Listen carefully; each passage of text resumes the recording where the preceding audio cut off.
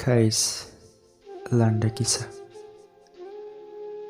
شپه ډېره ناوخته وه. زړې ښځې به هر ځل په دیوال بند ساعت ته سترګې ونیولې.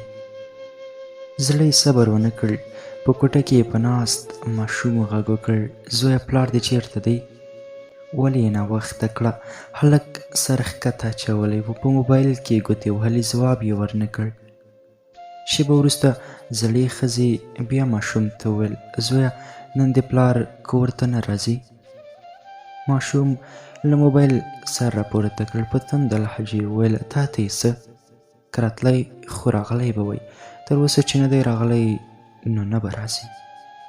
ښځې غږ ونه کړ، خو بیا یې ساعت ته کتل. د شپې 12 بجې شوې. ټول ویده شول، خو زړې ښځې ته خوب نه ورتله او په دې اړه یې فکر کاوه چې زوی یې ولې کور ته رانغی. سهار له لمانځه وروسته ښځې دوی سترګې دروازې ته نیولې وې چې اوس به یې زوی راځي. ساعت وروسته دروازه وټکېده. ښځه دروازې ته ورغله. په خوښۍ یې زوی ته ښه راغلاست ووایه. د سړي تندی ګونځې وه. زړې ښځې څه ونه ویل. دواړه کوټې ته دننه شول.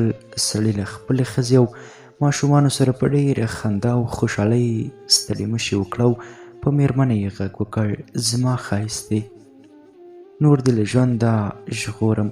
کایس مو راوتلی، ډېر ژر به بهر ته ولاړ شو. په کوټه کې د خوشحالۍ څپې خورې شوې، خو زړې ښځې هر یوه ته حیران کتل.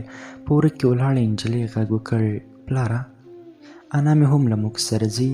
سړي څه ویلو ته خوله راټوله کړه، خو مېرمن یې په خبره کې ور ولوېده: نه، کیسونه د کورنۍ لپاره، بیا نه، خو دې اوس زموږ په کورنۍ کې نه حسابېږي. زړه ښځه یوازې د دوی خبرو ته غوږ وه. نجلۍ خبره ور غبرګه کړه: ښه، انا به مې څه کوي؟ سړي وویل: مور به مې د خپلې لور کره ولاړه شي. دومره وخت چې ما وساتله، نور یې د دا وساتي که نه؟ زړه ښځه غلې شوه. سترګې یې راډکې شوې. په ګونځې مخ یې مړې اوښکې روانې شوې.